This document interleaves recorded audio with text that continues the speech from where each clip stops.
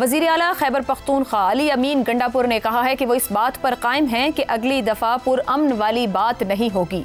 जब हम असलहा लेकर निकलेंगे तो फिर दिखाएंगे कि भागता कौन है, किसमें कितना दम है, किसमें कितनी गैरत है। फिर तुम लोग नजर नहीं आओगे। आज ऐसी फस्तायत का मुकाबला कर रहे हैं जिसने पाकिस्तान के आइन और कानून को भी रौंदा हुआ है। वो ये समझ रहे हैं कि ये वक्ती ताकत और इख्तियार एक नजरिए को दबा सकता है। हकीकी आज़ादी लेने तक मुकाबला करते रहेंगे। रियासत को माँ का दर्जा दिया गया है और ये रियासत माँ के बजाय कातिल बनकर अपने लोगों को बगावत पर मजबूर कर रही है। उन्होंने कहा कि इमरान खान खुदा का वास्ता है, फिर ये पुरअमन का लफ्ज़ छोड़ देना, फिर हम पुरअमन नारे के बगैर निकलेंगे। अगर ये समझते हैं कि अवाम भेड़ बकरियां हैं तो ये इनकी भूल है। 8 फरवरी के इंतखाबात के बाद जब बानी PTI की तरफ से अली अमीन गंडापुर को वज़ीर आला खैबर पख्तूनख्वा नामजद किया गया तो तासुर यही था कि बानी एक ऐसे बंदे को सूबे की सरबराही सौंप रहे हैं जो उनका वफादार रहेगा और बानी PTI के लिए रिलीफ लेने में भी किरदार अदा करेगा। 8 माह के इस मुख्तसर अरसे में अली अमीन गंडापुर का स्कोर बोर्ड देखा जाए तो कहा जा सकता है कि गंडापुर 2 कश्तियों के मुसाफिर रहे हैं। भरे जलसों में तनकीद और बंद कमरों में ताबेदारी का रवैया इख्तियार करते रहे। उनकी इस डबल गेम को सहाफती हलकों में ही नहीं बल्कि खुद PTI के हलकों में भी नोटिस किया गया। अब नवंबर की फाइनल कॉल की नाकामी के बाद गंडापुर जिस तरह की जबान इस्तेमाल कर रहे हैं, धमकियां दे रहे हैं, इसको देखकर ये कहना क्या गलत होगा कि वो सियासी खुदकुशी के रास्ते पर चले हैं। अगर ऐसा है तो अली अमीन गंडापुर ऐसा क्यों कर रहे हैं? क्या वो वाकई बानी PTI की खुशनुदी हासिल करने के लिए अपनी वजारत आला ही नहीं बल्कि अपनी सियासत को भी दाव पर लगा रहे हैं? और सवाल तो ये भी है कि बानी को अमन का रास्ता छोड़ने की अपील करने, असलहा लेकर निकलकर दूसरों को दुम दबाकर भागने की धमकियां देने के बाद अली अमीन गंडापुर कितनी देर तक इस पोजीशन पर फाइज रह सकेंगे? जरा खुलकर पूछें तो ऐसी धमकियों के बाद भी गंडापुर की सियासी रस्सी को ढील मिलती ही रहेगी या फिर अब इस रस्सी को टाइट किया जाएगा? इसी पर गुफ्तगू करेंगे। पैनल में हमारे साथ हैं हसन निसार, इफ्तिखार अहमद, शहजाद चौधरी और जैगम खान साहब। प्रोग्राम का सवाल आपके सामने रखेंगे इस तरीके से, रियासत माँ के बजाय कातिल बनकर अपने लोगों को बगावत पर मजबूर कर रही है। अली अमीन का इल्ज़ाम, क्या गंडापुर की रस्सी को अब भी ढील मिलती रहेगी? और अब से कुछ देर पहले ख्वाजा आसिफ साहब वज़ीर दिफा गुफ्तगू कर रहे थे और उनका ये कहना है कि PTI के लोग अली अमीन पर इल्ज़ामात लगाते हैं और गंडापुर फ़ौज पर इल्ज़ामात लगाते हैं, यानी कि ये दायरा जो है इल्ज़ामात का PTI में कहीं ठहरने का नाम नहीं लेता। इफ्तिखार साहब, ये जो वज़ीर आला खैबर पख्तूनख्वा हैं वो ख़ुद भी वज़ीर आला है, उनको शायद याद दिलाने की ज़रूरत है या जिस तरह के ज़बान अल्फाज वो रियासत के लिए इस्तेमाल कर रहे हैं ये जायज़ हैं? ये अभी उनको ढील रहेगी और अगर है तो क्यों है?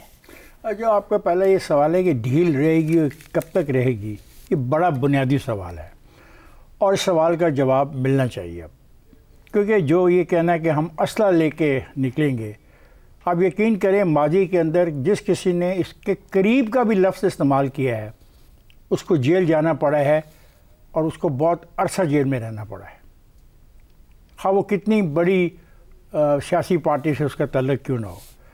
ये कहना कि हम पुरअमन बात नहीं करेंगे, तो फिर जो इन पे जो FIR दर्ज होती हैं जिस पे हमारे दोस्त बहुत मोतरज़ होते हैं कि FIR क्या है, दुनिया भर के जो कवानीन हैं इन पर लगा दिए गए, उन दोस्तों से मैं कहूँगा कि सिर्फ ये जो बयान है अगर इसको कानूनी नुक्ता निगाह से देखा जाए और कानून की किताबों से ढूंढा जाए कि किस किस लॉ की वायलेशन कर रहे हैं, तो कम से कम इनका हर बयान 14 से लेके 15 ऐसे कवानीन हैं PPC के जिसकी वायलेशन करता है।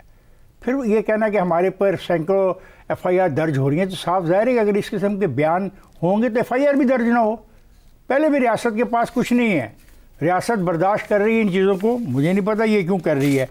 और मैं समझता हूँ कि हम कब तक जो ये बामी तलखियाँ हैं इसमें हम उलझे रहेंगे, हमें कब फुर्सत मिलेगी कि पाकिस्तान के अवाम की जो बुनियादी मसाइल है उसके हल पर भी बात की जाए। कसम की बात है, पिछले 2-3 साल में, मैं सब पार्टियों को कह रहा हूँ, पिछले 2-3 साल में पाकिस्तान के जो बुनियादी मसाइल हैं उस पर कोई बात करने को तैयार नहीं है।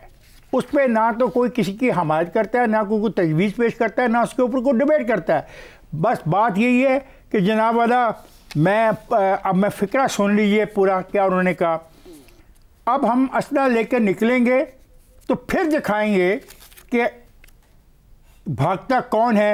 अब अगला फ़िक्रा सुनिए। अब मुझे बताएं कि वज़ीर आला जो एक बाप की तरह होता है, वो कहता है ना कि रियासत जो है माँ की तरह होती है, तो जो माँ की नुमाइंदगी करने वाले होते हैं वो बाप की तर्ज के होते हैं।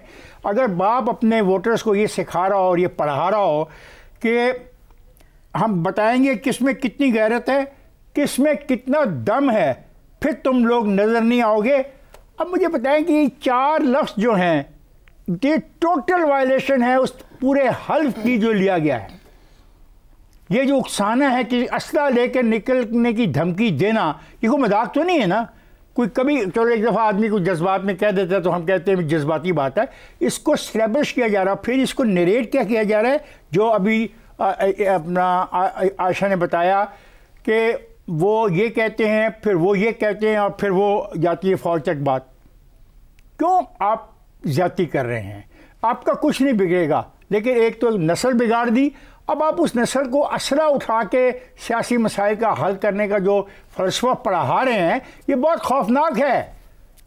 तसव्वुर करें कि अगर 5,000 आदमी भी हैं, 4,000 आदमी भी बंदूकें लेके फैसला कर लें कि उन्होंने जाके वफाक की किसी भी अथॉरिटी को चैलेंज करें, तो आगे से क्या होगा?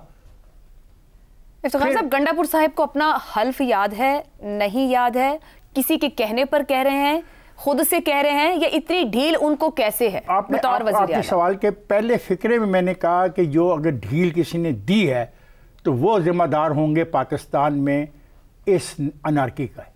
ये अनारकी है। मैं हमेशा ये कह रहा हूँ, ये सिविल वॉर की बात की जा रही है। और आपको पता है फिर वही बात की गई जो एक आदमी ने लाहौर में कही थी, वो पिंडी में जो बेचारा आता था, वह नाम ही भूल जाता हूँ उसका, वो जिसकी सांस खराब हो जाती थी, शहबाज गिल ने भी यही कहा कि आप ना माने अफसर की बात। ये कह रहे हैं, पर you are a chief minister of a province.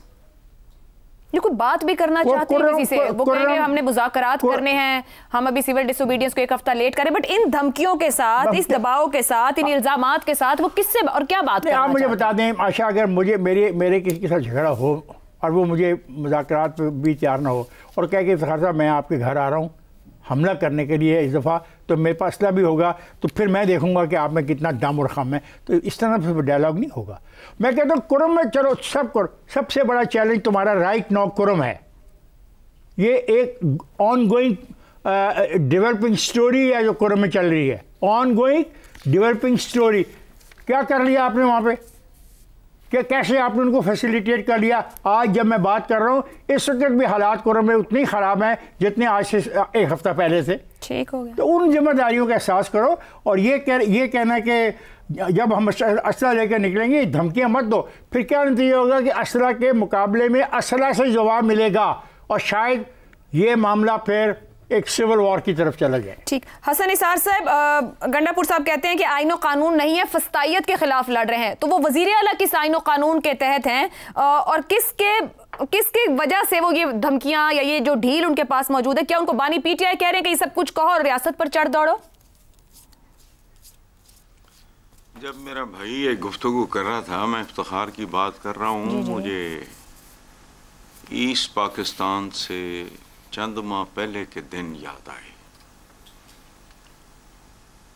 और जाहिर है ये तो ऐसा मौका नहीं है, सारे पढ़े लिखे लोग हैं माशाल्लाह, और व्यूअर्स को भी ये तो पता है कि ईस्ट पाकिस्तान के क़याम में नाइंसाफ़ी कितनी थी, दहशतगर्दी कितनी थी, मेरिट कितना था और कमीनगी और ख़ुदगर्जी कितनी थी, उसमें नहीं जाते। तो एक बुज़ुर्ग कहा करते हैं कि ये मत देखो कौन कह रहा है, सिर्फ इस पे तवज्जो दो कि क्या कह रहा है।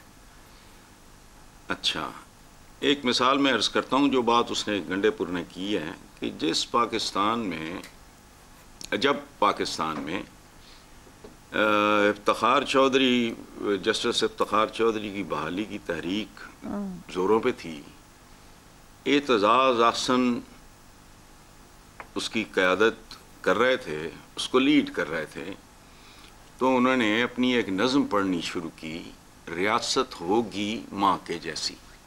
ये मुझे याद आया जब इफ्तिखार ने रियासत को माँ के साथ मिलाया। अच्छा, रियासत होगी माँ के जैसी, चूँकि एतज़ाज़ साहब के साथ मेरा बहुत देरीना, बहुत ही गहरा ताल्लुक़ है, मेरे भाइयों की तरह हैं वो, चंद बार तो मैं पी गया, मेरी आदत है रिएक्ट करने की। मैंने मोहब्बत में, एहतराम में खामोशी इख्तियार की। फिर पाकिस्तान के सबसे बड़े अखबार में, प्रॉबली ये गवाह है चूँकि वो हर महीने बनाते थे लिस्ट में, सबसे पॉपुलर कॉलम जो मेरा था, चौराहा, उसमें मैंने लिखा कि एतजाज़ भाई, खुदा का वास्ता, ये रियासत माँ के जैसी तो होगी लेकिन सौतेली माँ के जैसी। एतजाज़ साहब भी सुन रहे होंगे, मेरा उनके साथ ताल्लुक़ ही ऐसा इसलिए नहीं कि प्रोग्राम आपका बड़ा पॉपुलर है। अच्छा, तो सौतेली माँ के जैसी है। जिन बुनियादी चीज़ों की तरफ इशारा इफ्तिखार ने बिल्कुल ठीक किया कि असल मसाइल की तरफ आओ। असल मसाइल की तरफ तो ना आना ही सौतेली माँ का कमाल है। इस मुल्क में मेरिट है या गोली मारो। मैं जमहूरियत से नफरत करता हूं, unlike Iftikhar, I hate it. तो अगर जमहूरियत के तुम इतने ही मामे हो तो जो जमहूर कह रहा है डाकू को ले आए, लाते रहे हैं पहले। तो खुदा का खौफ करो। देखो, जो उसने ये लॉजिक दी है कि सौतेली माँ कातिल और ये और वो ठीक है। इस मुल्क की भारी तरीन अक्सरियत के साथ ये बेबे की सलूक कर रही है, खत्म। इसमें कोई जज्बाती जबूसी नहीं। अच्छा, ये बुनियादी तौर पे ये जो आप बात कर रही हैं डील या डील नहीं, ये दलील की बात है। ये मत देखो कौन कह रहा है, आई डोंट लाइक हिम। उन तो वैसे ही पलवान जिया लगता है, मैंने उसको सीरियसली लिया ही नहीं है। लेकिन ये बात उसकी सौतेली माँ वाली, और पाकिस्तान से तो मैं चंद साल छोटा हूं। मैंने तो इस मुल्क के चेहरों पे, लोगों के चेहरों पे रौनक आयशा देखी नहीं। शहजाद साहब से पूछ लो, ये सिर्फ कोई कमजर्फ, झूठा और मुनाफिक होगा जो ये बात करेगा। सही। पाकिस्तान के आम आदमी की बात कर रहा हूं। हाँ। आपकी खूबसूरत स्माइल की बात नहीं कर रहा मैं। नहीं, अगर गंडापुर साहब एक सूबे के वजीर आला है ना, वहां क्या डिलीवर कर रहे हैं? सवाल तो ये है कि आप खुद रियासत का हिस्सा होकर एक जिम्मेदार, सर कैसे होते रहे? आप एक सूबे के वजीर आला हैं, क्या वहां डिलीवर कर रहे हैं? सबसे बड़ी पॉलिटिकल पार्टी, ओ भाई, शेख मुजीबुर रहमान भी तो इस मुल्क में सबसे बड़ी पॉलिटिकल पार्टी के लीडर थे, जिनका 50% भी नहीं था जुल्फकार अली भुट्टो। सही। बताओ, ठीक कह रहे हैं आप। ये क्या बात हुई? पर सर, ये अब हमें क्या पुरानी जगह पर जाके फिर पीछे जाकर खड़े होने की जरूरत है? आगे जाने की जरूरत है। और क्या आगे ऐसे जाया जाता है? आप पुरानी जगह से आगे आए ही नहीं। तारीख उठा के देख लो। ये भी ठीक है। लियाकत अली खान साहब वजीर आजम बन गए, मेजॉरिटी, वो उस वक्त कई करोड़ हमसे आगे थे। हसन साहब, ये तो फिर वो ना खत्म होने वाली तकरीर हो गई कि अगर हम 2018 में चले जाएं तो फिर वो पीटीआई का आगाज कैसे हुआ। वो तो फिर आपकी बात बिल्कुल मैं एग्री करूंगी कि पीटीआई को बनाया कैसे गया, कितनी एफर्ट की गई इदारों की जानिब से। अब उन्होंने जिस चीज को कंस्ट्रक्ट किया उसको डिसमेंटल करने पे लगे। सर, ये प्रोपेगेंडा नहीं है। आज बेशक वोट हो, 2013 और 18 में वो वोट मौजूद नहीं था। आप भी इस प्रोपेगेंडे का शिकार हैं। पीटीआई ਨੂੰ ਹੱਥ ਪਵਾਇਆ ਉਦੋਂ ਜਦੋਂ ਵਾਇਬਲ हो गई सी। सर, बनाई कैसे गई, मैं उस पे बात कर रही हूँ। 18 में कैसे आरटीएस बैठा, मैं उस पे बात कर रही हूँ। ये खुद तस्लीम करते हैं बनाने वाले और करने वाले। किसी ने उसको मुंह नहीं लगाया, किसी ने मुंह नहीं लगाया, वायबल हुआ वो। चूंकि लोगों के अंदर बतदरीज इनके खिलाफ नफरत बढ़ती गई। या खुदा का वास्ता, तारीख को डिस्टॉर्ट ना करो। चले, एग्री टू डिसएग्री करते हुए आगे बढ़ते हैं। आपका अपना ओपिनियन है, ठीक है, ठीक है, ठीक है, आगे बढ़ते हैं। बिल्कुल है, ठीक हो गया, ठीक हो गया हसन साहब।